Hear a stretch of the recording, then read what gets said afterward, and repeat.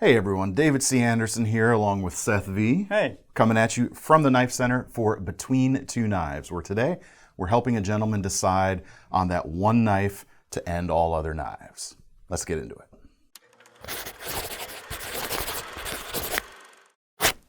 All right, so for our Between Two Knives segment, as always, Seth and I are going to take a viewer question and give a couple of different options, and we mix it up by trying to guess what the other person picked too. Pretty fun, I find. I think it'll be fun. Today's question comes from Sean S. via email. Says, I've been watching a lot of your very informative YouTube videos regarding folding EDC pocket knives and having a bit of information overload. Yeah, that tracks. We tend to talk a lot about knives. He says, I'm looking for a do-it-all, within reason of course, type of folding knife for everyday tasks, camping, hiking, and self-defense.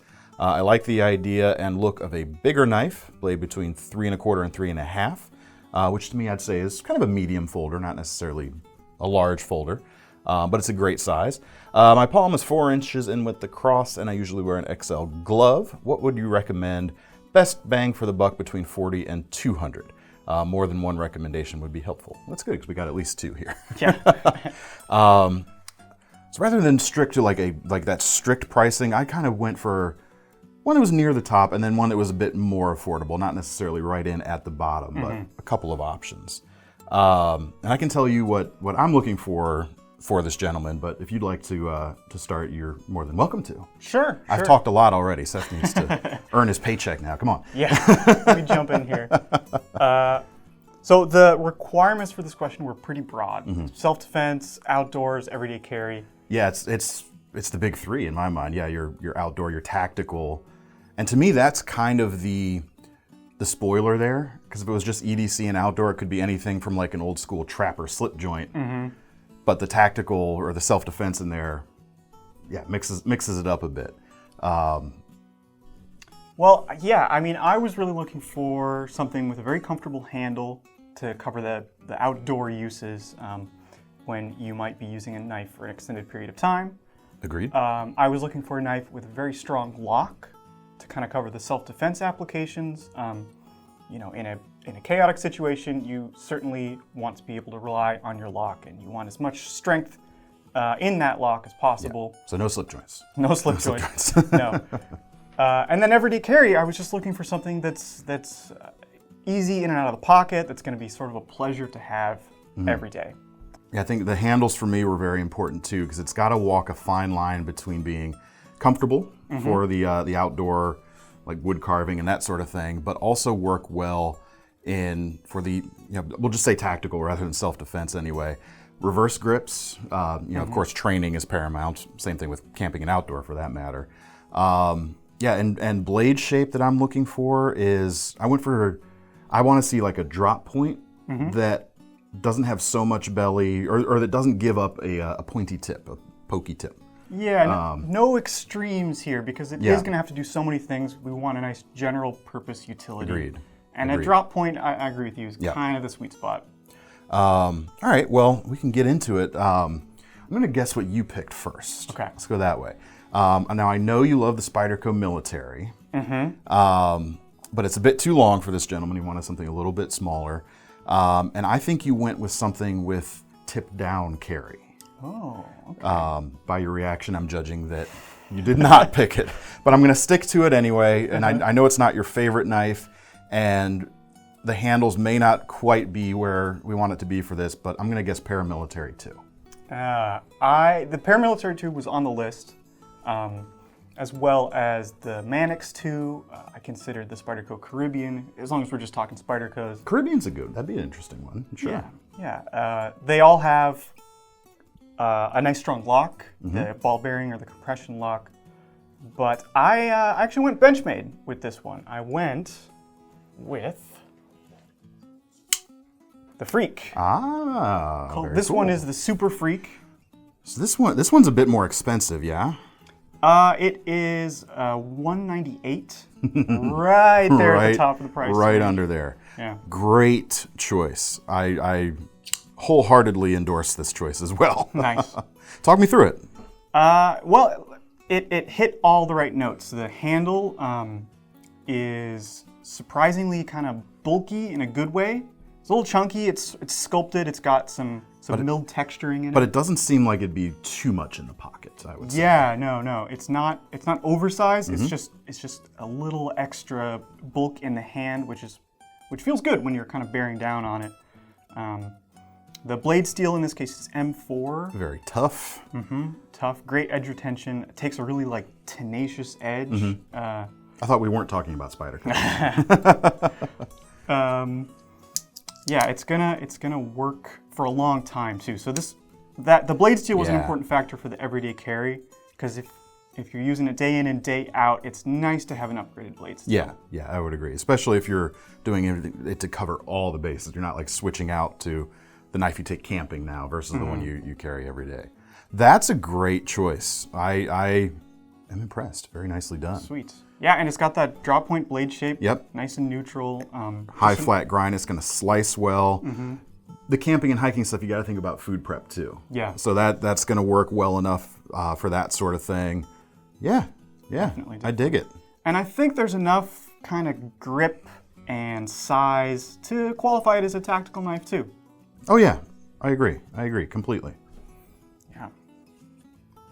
Yeah, comfy handle on these for sure. So that is right at the top of the price range, but it squeaked in just in there. Yeah. And I think if you wanted to stay with Benchmade and the Axis lock, the Presidio 2 wouldn't be a bad choice. That was one that would have been on my short list too, except for the size in this case. It's a little big. The blade's a little bit larger, Yeah. but the CF Elite versions are great at like 140 something, but it's closer to a 4-inch blade. But that would also be a great choice. All right. What do you think my more premium pick was in this case? Okay, I think, I was going to guess the Spyderco Caribbean, but I do like that knife.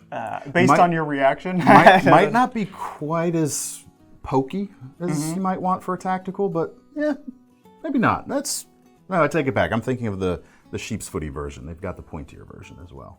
Yeah. So it's not the Spyderco Caribbean. Oh, jeez.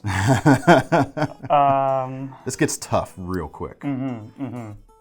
How about the Manix 2 XL? Too big. Too big? How big is the blade on that? I mean, if you're doing tip to scale, it's closer to 4 inches. Oh, wow. Okay. Isn't it? I think you're right. Thomas will find a thing. Yeah. Well, I'm ready if you... Please, yeah. You're going to laugh at this. Okay. I went Griptilian. Wow. Upgraded version. Yep. Man, everything we said about one, we could kind of say about this guy. I know. I think I stole a win from yourself a little bit. Obviously not as slicey, but I've kind of thought about this general question before, and it used to be when you could get the synthetic versions of this when they still had 154 cm steel for like right under $100, which I always thought was like the greatest all-around knife for under $100 for the longest time. So since we were like reaching to a higher end of the budget, I picked the higher end version here with the 20 CV steel. The stainless is nice for broad use. The M4 is not going to be as stainless, but I do like the edge geometry better on that Freak. This guy's going to be a little pokier, which the self-defense things, and the handle, of course, is famous for being extremely neutral. You got all kinds of grips, larger hands, no problem. No real problem on the Freak as well, I gotta say. Yeah, you took the wind out of my sails. What can I say? Great minds think alike. We'll go with that. Sure. Stainless steel might be the way to go here, I have to say. Like, M4 is great, and the coating should help reduce any possible issues with corrosion. But if you're not careful, you can definitely still see it on the edge. I've even heard of corrosion happening through like a DLC coating or something, because it is rather thin. Probably like less likely to occur, but there's an outside chance that maybe something could happen. And 20 CV is awesome stuff too. It's great. It's hilarious that we both chose Benchmade's. Well, the handles on these, the G10 versions, are a little bit slimmer than the synthetic versions. The what are they using now? Neural GTX or something like that. Which those have a little bit of a fatter feel in the hand. which I think would be better for the outdoor stuff, honestly. But if you're carrying this every day, I mean, I used to carry a full-size Griptilian all the time. So it didn't bother me, but it might bother some out there. So the slightly slimmer nature of this might be good. Yeah, yeah. This is great. When Benchmade upgraded these years ago, I mean, they just answered everybody's kind of wish list. The gripes that some people had, yeah. Yeah, and it still holds up. I mean, this is a phenomenal knife. One thing I didn't mention when we were talking like what we were looking for is speed. If you're talking tactical stuff, obviously there's faster things out there like an Emerson Wave. The tip down certainly has its merits for being able to orient the blade really quickly. Definitely. But for me, especially once you've got some practice, it's very easy to rapidly pull the blade out and flick it open. So you've got a modicum of that anyway. If this was a dedicated self-defense knife, it might not be the first choice, but Yeah, we got to have some compromises here to hit all to those hit all notes, of those things. for sure. All right.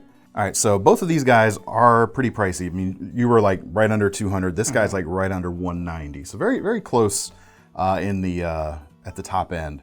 For a more affordable pick, though, for you, I'm going to guess, and it doesn't hit the tip up thing that I thought you might have chosen. But for some reason, for you, I'm feeling CJRB Feldspar. Ooh, that would have been a great choice. That would have been a great choice. But it wasn't his choice. No. I almost don't even need to. It's so similar to the Griptilian here, the Feldspar. It's got that neutral handle. It's similar-ish blade shape. Similar-ish. Yeah. But liner lock, of course. Yeah, I did go with a knife with ball bearings, which I was a little hesitant about, given that it is going to be kind of an outdoor knife. But the one I picked has ceramic ball bearings, which I think go a really long way towards. Ooh, so it's a Civivi. It is a Civivi. It's a Civivi. Okay. You want to take another stab? All right. Feeling it. I could see it going with, shoot, I forget the name of it. They make so many. I know. Yeah. For some reason, I'm thinking the Nyla, which is a character from God Emperor of Dune, not a knife name. So That'd be a good knife name. is it the Naha? Isn't it? Isham names all his knives after like Dune stuff. I know the Arrakis is. I don't know about The Lazar. Isn't that a Dune thing? It is. It's those tigers. Okay. It's like a tiger, a genetically engineered tiger. I didn't even think about that. You guys are nerds. You love it. All right, enough of that. So we'll say it's either... No, see, the Praxis is too big. The Praxis is too big. It would be a good choice. I'm going to say Backlash. Nope. I went with the Riffle. Okay. Yeah. I get it. Yep. So I picked this one mostly because of the handle. I find this to be one of the most comfortable Civivis in the whole lineup. Actually, I'm kind of embarrassed I didn't pick the Brazen. That one's For cool too. for me, for you. I mean, For me, for that you. I didn't guess. You're another good option. Continue, please. I'm sorry. This one kind of, what pushed this over the top, other than the blade shape, which, although it does have a lot of belly, I think. It's still got plenty of pokey in it as well. Yep, still got a nice tip. 14C 28N blade steel, which for the money, Great this stuff. is just about $50. It's great. It's tough, surprisingly tough for a stainless steel. Lovely to sharpen, holds a decent edge. And kind of like the M4 is really good at taking a very fine edge too. Yes, Yeah. yes. It's definitely a pleasure to use every day, which was one of the requirements. And the micarta scales here are really awesome. They have just that nice kind of tactility that I think will be very reassuring if this is your everyday knife. Not quite as hand-filling as something else maybe for the harder use. Yeah. If you're doing a lot of wood carving. That might be the only downside for me. They're pretty flat, for sure. Yeah. This wouldn't have been on my personal list for that reason, but very, very good knife. And one thing I'll say is with the liner lock, the ball bearings, and the big hole in the blade, it's not nearly as tough of a knife as, well, either one of these, but... Although the steel itself is probably tougher than the 20 CV. Yeah. But that's only one part of the equation, of course. Okay. Still, I think it'll cover day-to-day knife use, and with the flipper Very tab, nicely. you do have kind of a guard, so I think there's some nice inherent safety should you need to use it in a tactical application Agreed. as well. And that's why I like both of our more expensive picks too, is no flipper tab, but there is some guard capability built in, which I should have mentioned I was looking for that as well. All right. Okay, so my guess for you, I think you, so knowing what we said about the generous handle, strong lock, your budget pick, I'm gonna go with the Gerber Sumo. Ooh, I did not. Too big again. This is so easy to go over this 3.5 inches because when I think of a big knife, it's 3.5 is where to start, basically. Yeah. No, but you're on sort of a right track. Let me get into the right pocket here.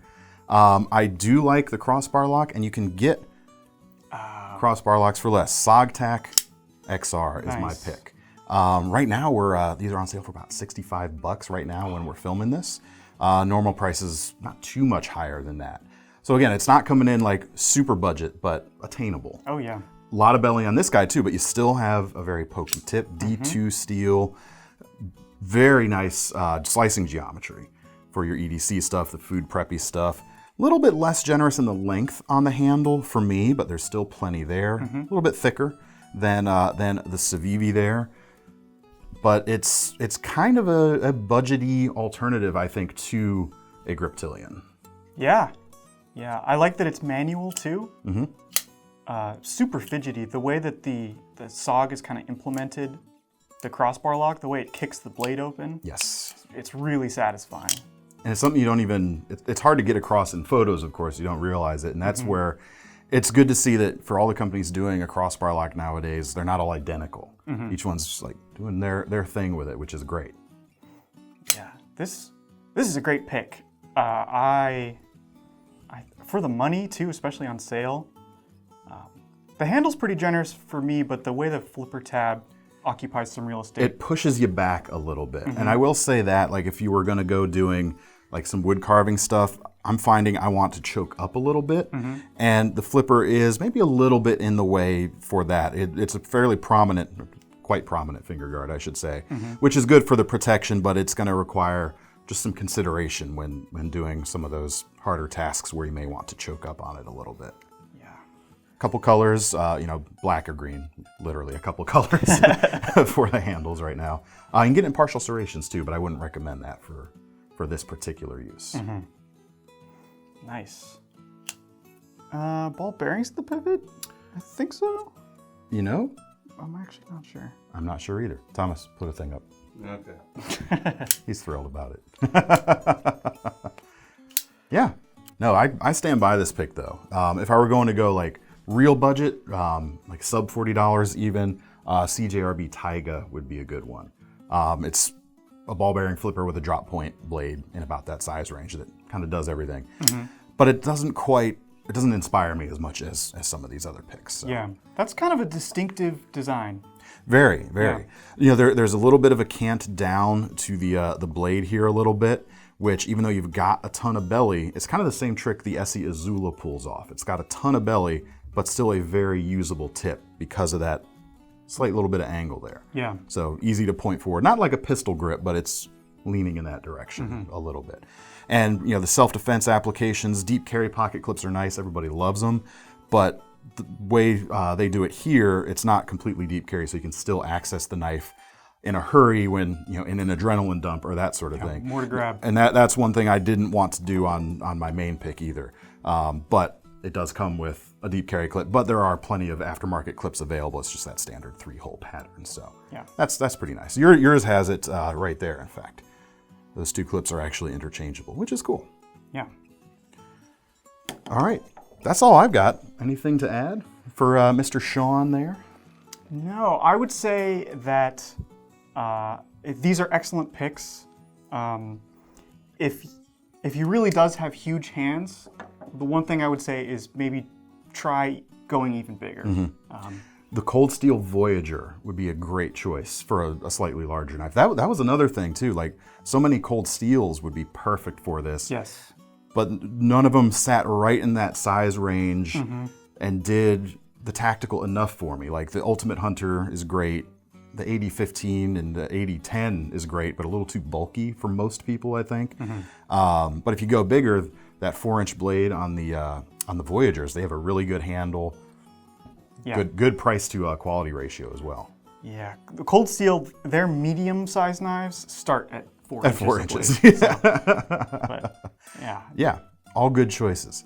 Well, anyway, thanks for sticking around. If you guys have a question you'd like to see Seth and I both tackle on Between Two Knives, we're happy to do it. Just leave them in the comments below. And if you want to get your hands on any of these guys, we'll leave links in the description, as always, to take you over to KnifeCenter.com. And while you're over there, make sure you sign up for the Knife Rewards program so that when you buy one of these knives today, you'll earn some free money to spend on your next one. I'm David C. Anderson. I'm Seth V. Coming at you from the Knife Center. See you next time. Bye.